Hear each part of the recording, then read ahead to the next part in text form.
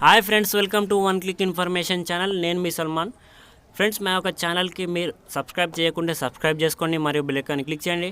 Friends, మనకి ఈ video వచ్చేసి మనకి గుంటూరు నుంచి వచ్చింది। మనకి గేదె ఫర్ సేల్కి అవైలబుల్ ఉంది। ఇది మిల్క్ వచ్చేసి 13 లీటర్స్ పర్ డే।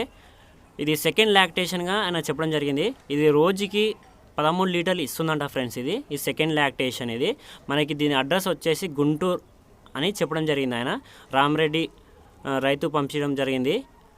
ఇది 13 లీటర్ రోజుకి ఇస్తుంది ఫ్రెండ్స్। ఇది మనకి సెకండ్ లాక్టేషన్ 1,00,000 రూపాయలుగా చెప్పడం జరిగింది। 1,00,000 రూపాయలు ఫిక్స్ కాదు, రేట్ తగ్గించడం జరుగుతుంది।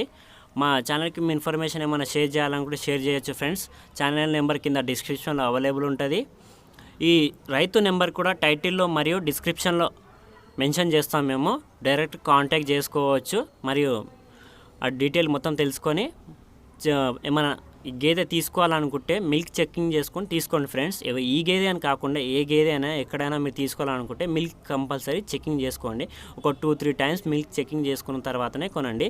ఇది 15 డేస్ అవుతుంది। 15 డేస్ అవుతుంది। ఇది 15 డేస్ కాఫ్ ఉంది।